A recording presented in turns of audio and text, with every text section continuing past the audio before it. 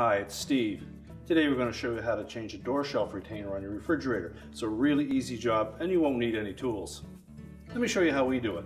Now to do this repair, we'll just open the refrigerator door up and remove any items that may be on the shelf. Then we'll just lift the back of that retainer away from the liner.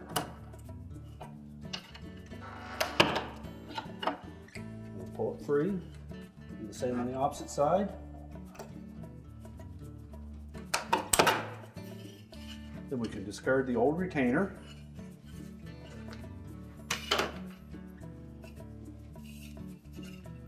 Now when installing the new one, you look carefully at the end of that clip. You notice there's a recessed portion at the top with a little divider below it. We need to make sure that we have that recessed portion fit over the bumps on that inner door panel.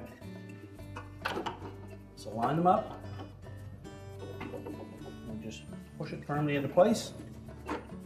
And you should hear it snap into place when you have it pushed all the way back.